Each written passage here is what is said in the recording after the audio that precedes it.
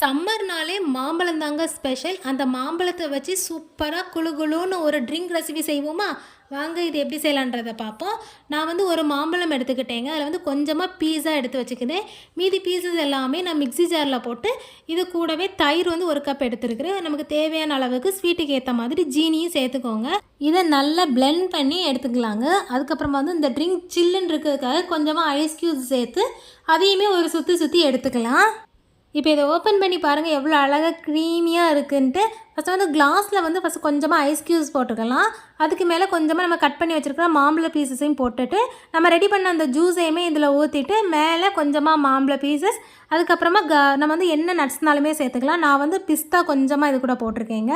இப்போ இதை சர்வ் பண்ணால் சூப்பரான மேங்கோ லஸ்ஸி ரெடி ஆயிருங்க. நீங்கள் உங்கள் வீட்டில் இதை ட்ரை பண்ணி பார்த்துட்டு எப்படி இருக்குது அப்படின்றத கமெண்ட்டில் மறக்காமல் சொல்லிடுங்க. என்னோட இந்த வீடியோ உங்களுக்கு பிடிச்சிருந்துச்சுன்னா ஒரு லைக் போட்டுக்கோங்க. உங்கள் ஃப்ரெண்ட்ஸ் அண்ட் ஃபேமிலிக்கும் ஷேர் பண்ணிக்கோங்க. மறக்காமல் நம்ம சேனலை சப்ஸ்கிரைபும் பண்ணி வச்சுக்கோங்க. நாளைக்கு இன்னொரு இன்ட்ரெஸ்டிங்கான வீடியோவில் சந்திக்கலாம். பாய்.